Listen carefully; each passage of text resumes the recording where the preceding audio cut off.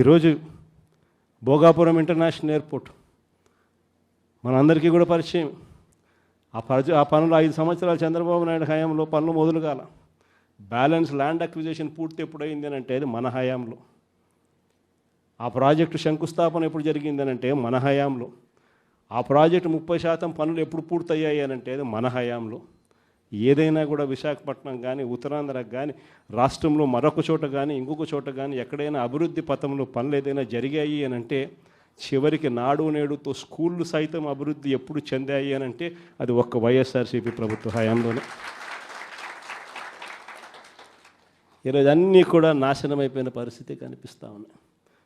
ఈ పెద్ద మనుషులు అన్ని రకాలుగా కూడా వ్యవస్థలన్నీ నాశనం చేశాడు. ఇచ్చిన హామీలు ఏవి కూడా నిలబెట్టుకునే పరిస్థితిలో లేక ఈ పెద్ద మనిషి ప్రతిదీ కూడా ప్రజలను వెన్నుపోటు పొడిచే కార్యక్రమం చేస్తూ ఉన్నప్పుడు ఆ టాపిక్ నుంచి ప్రజలను డైవర్ట్ చేసేందుకు ఏ ఒక్కరూ కూడా ఆయనను ప్రశ్నించే స్వరం వినపడకుండా చేసేందుకు ఈ పెద్ద మనిషి చేస్తూ ఉన్న పాలన భయానక పాలన సృష్టించడం. ఆ భయానక పాలన సృష్టించడంలో భాగంగా ఈరోజు రెడ్ బుక్ రాజ్యాంగం నడుస్తూ ఉంది. ఈ రెడ్ బుక్ రాజ్యాంగంలో ఎవరైనా కూడా గొంతు విప్పుతారు చంద్రబాబు నాయుడుకు వ్యతిరేకంగా అని చెప్పి ఎక్కడ చంద్రబాబు నాయుడు గారికి అనిపించినా వెంటనే ఆ మనిషి గొంతు పట్టుకోవడం, ఆ నులిపేయడము అనేది ఎలా అనేది మాత్రమే చేస్తూ ఉన్నారు. మొట్టమొదటిసారిగా చూస్తూ ఉన్నాం మ్యానుఫ్యాక్చర్డ్ విట్నెస్లు. అంటే ఒక నేరంతో ఒక మనిషికి సంబంధం ఉండదు, కానీ ఏకంగా వీళ్ళకి సంబంధించిన ఒక వ్యక్తిని క్రియేట్ చేస్తున్నారు. ఆయన చేత ఆయనను అప్రూవర్ అంటున్నారు, ఆయన చేత ఇష్టం వచ్చిన మాటలు మాట్లాడిస్తున్నారు, ఒక ఎవిడెన్స్ మ్యానుఫ్యాక్చర్డ్ ఎవిడెన్స్ క్రియేట్ చేయిస్తున్నారు. ఆ మనిషితో ఈ మనిషి పేరు చెప్పిస్తున్నారు, ఈ మనిషిని ఇలా అరెస్ట్ చేస్తూ ఉన్నారు. ఇంతవరకు ఎప్పుడు హిస్టరీలో ఇటువంటి కార్యక్రమాలు ఎప్పుడు జరగల. ఒక తప్పుడు సాంప్రదాయానికి పెద్ద మనిషి చంద్రబాబు నాయుడు గారు ఈరోజు బీజం వేస్తూ ఉన్నాడు. ప్రతి నియోజకవర్గంలో కూడా పాత కేసులు ఏమేమి ఉన్నాయని చెప్పి తవ్వుతున్నారు. ఆయన పాత కేసులలో ఇప్పుడు మన ఎమ్మెల్యే క్యాండిడేట్లను ఎలా ఇరికించాలి అని చెప్పి ఆ కేసుల్లో ఎలా ఇరికించాలి అని చెప్పి ఇప్పుడు చూస్తూ ఉన్నారు. ఏ తప్పు జరగకపోయినా కూడా యాక్టివ్గా ఎవడైనా కార్పొరేటర్ ఉన్నా, ఎవడైనా ఎంపీటీసీ ఉన్నా, ఎవడైనా జెడ్పీటీసీ ఉన్నా, లేకపోతే ఎవరైనా లీడర్ ఉన్నా సరే విజిలెన్స్లో ఎలా ఇరికించాలా, తప్పుడు కేసు ఎలా పెట్టించాలా అనే సంస్కృతితోనే ఈరోజు పాలన సాగుతూ ఉంది. నేను ఒకటి చెప్తా ఉన్నా, ఈరోజు కష్టంలో ఉన్న వైఎస్ఆర్సీపీ అన్నదమ్ములను నేను ఈరోజు చూస్తూ ఉన్నా. నేను మీ అందరికీ ఒకటే చెప్తా ఉన్నా, మీ అన్నగా, మీ తమ్ముడిగా, మీ బిడ్డగా ఒకటి చెప్తా ఉన్నా. నెక్స్ట్ వచ్చే జగన్ 2.0లో పరిస్థితి ఈ మాదిరిగా ఉండదు. ఈరోజు ప్రతి కార్యకర్త కష్టాన్ని చూస్తూ ఉన్నా కాబట్టి చెప్తా ఉన్నా. ఇంతకుముందు మన హయాంలో మనం వచ్చే టయానికే కోవిడ్ మహమ్మారి మధ్యలో 2019 జూన్లో మనం ప్రమాణ స్వీకారం చేశాం. ఆ తర్వాత ఆ మార్చిలోనే ముగియక మునిపే ఒక సంవత్సరం కూడా సరిగ్గా ముగియక మునిపే 2020 మార్చి వచ్చేసరికి వెంటనే కోవిడ్ వచ్చింది. ఆ తర్వాత 2 సంవత్సరాలు కోవిడ్తో మనం యుద్ధం చేయాల్సిన పరిస్థితుల మధ్య మన పాలన సాగింది. బహుశా కార్యకర్తలకు అనుకున్న మేరకు బహుశా నేను చేయలేకపోయి ఉండొచ్చు, కానీ ఇవాళ ఒకటే చెప్తా ఉన్నా, ఈరోజు ఈ కష్టాన్ని చూసిన వ్యక్తిగా చెప్తా ఉన్నా, రేపొద్దున ఇలా ఉండదు. రేపొద్దున జరిగే ప్రతి విషయంలోనూ వైఎస్ఆర్సీపీకి కార్యకర్తే నెంబర్ 1గా ఉంటాడని మాత్రం ఖచ్చితంగా చెప్తాను. ప్రతి కార్యకర్తకు నేను ఒకటే చెప్తా ఉన్నా, ఎవడెవడైతే మీకు అన్యాయం చేశాడో పర్వాలా, అన్యాయం చేయండి, చేయించుకుంటాం, టైం మీది, కానియండి, కొట్టండి అని చెప్పండి. ఆడు ఎవడు ఏం చేస్తూ ఉన్నాడో పేరు రాసుకోండి. రెడ్ బుక్ అని నేను చెప్పను, కానీ పేరైతే రాసుకోండి. మీరు ఏ బుక్లో రాసుకున్నా పర్వాలా, పేరైతే మీరు రాసుకోండి. దాని తర్వాత మాత్రం అన్యాయం చేసినోనికి సినిమా మాత్రం మనం చూపిస్తామని చెప్తాను.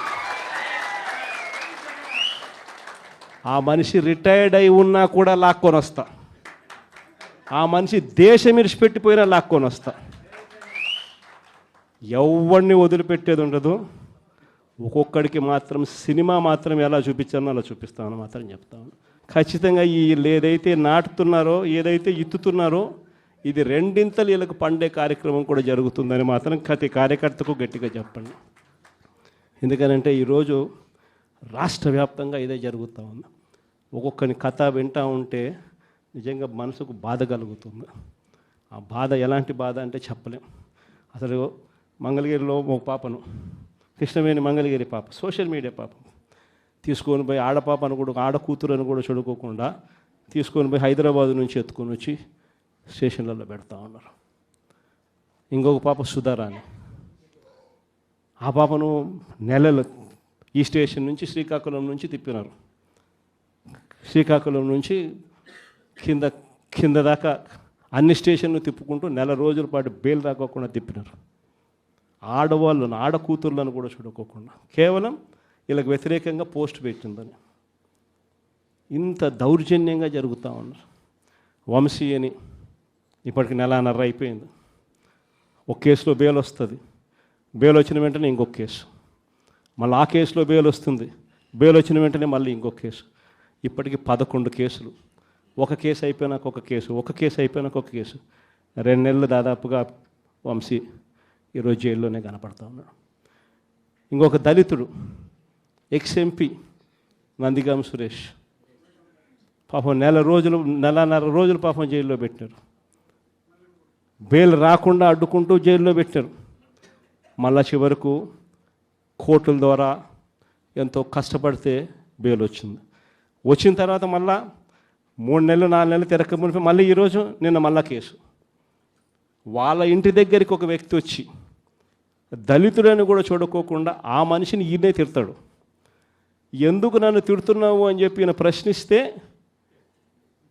ఈయన మీద కేసు పెట్టి జైల్లో పెడతా ఉన్న పరిస్థితి మొట్టమొదటిసారిగా ఇప్పుడు చూస్తూ ఉన్నాం. అది ఈరోజు ఇంత దారుణంగా ఈరోజు జరుగుతూ ఉంది. ఇలాంటి పాలన చూసిన తర్వాత చెప్తా ఉన్నా, ఆ బాధలో నుంచి చెప్తా ఉన్నా, ఏదైతే మీరు ఎత్తుతూ ఉన్నారో తప్పుడు సాంప్రదాయాన్ని నాటుతూ ఉన్నారు, తప్పుడు సాంప్రదాయాన్ని మీరు చాటుతూ ఉన్నారు. ఈ సాంప్రదాయం ఒక వృక్షం అవుతుంది. మీరు ఏదైతే ఇచ్చారో అది 2 ఇంతలు వెనక్కి తిరిగి మిమ్మల్ని తన్నే పరిస్థితిలోకి ఈ వ్యవస్థ తయారవుతుంది. ఇలాంటి పరిస్థితుల మధ్య ఈరోజు మనం అంతా కూడా ఏకమై ఒకటి చెప్తా ఉన్నాం, రాబోయే రోజుల్లో గట్టిగా పోరాటం చేద్దాం. సంవత్సరం అయిపోయింది కళ్ళు మూసుకొని కళ్ళు తెరిచేసరికి. ఇక కళ్ళు మూసుకొని కళ్ళు తెరిచేసరికి మరో 3 సంవత్సరాలు కూడా అయిపోతే దాని తర్వాత మాత్రం వచ్చేది మన ప్రభుత్వమే. మంచి రోజులు ఖచ్చితంగా మనకే వస్తాయి. ఒక చీకటి అయిపోయిన తర్వాత ఒక పగలు రాక తప్పదు అన్నది ప్రతి ఒక్కరూ గుర్తుపెట్టుకోమని ఈ సందర్భంగా కోరుతాను. ప్రతి అడుగులోనూ కూడా సంవత్సరం అయిపోయింది కాబట్టి ఇక రాబోయే రోజుల్లో ఇంకా ఉధృతంగా కూడా ఉద్యమాలు చేయాల్సిన పరిస్థితుల మధ్య మన పార్టీ ప్రయాణం సాగుతుంది. ఈ లోపల మనం గ్రామ స్థాయి దాకా కూడా మనం వెళ్ళిపోయి గ్రామ కమిటీస్ ఫామ్ చేసుకోవడం దగ్గర నుంచి మొదలెట్టి బూత్ కమిటీస్ ఫామ్ చేయడం దగ్గర వరకు కూడా పూర్తిగా మనం చేసుకోవాల్సిన కార్యక్రమాలు, ఏర్పాట్లు అన్నీ కూడా వ్యవస్థీకరణగా మనం చేసుకునే కార్యక్రమం మనం చేసుకుందాం. దాని తర్వాత ఉద్యమ బాట పట్టాల్సిన సమయంలో ఖచ్చితంగా ఉద్యమ బాట పడుతూ ఈ ప్రభుత్వం చేస్తూ ఉన్న తప్పులను ఎండగడుతూ, ప్రభుత్వం చేస్తూ ఉన్న తప్పుడు పనులను ప్రజలకు ఎత్తి చూపుతూ మీ పాత్ర మీరు పోషించాల్సిన సమయం కూడా వచ్చింది అని చెప్పడానికి ఈ సమావేశాలన్నీ కూడా ఏర్పాటు చేసి మీ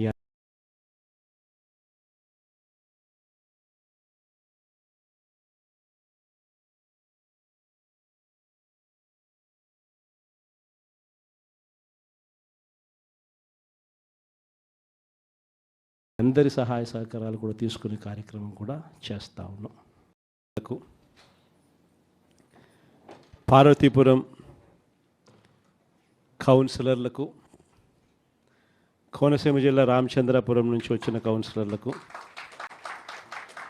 Subscribe to Social TV Telugu for more videos. Hit the bell icon for faster updates.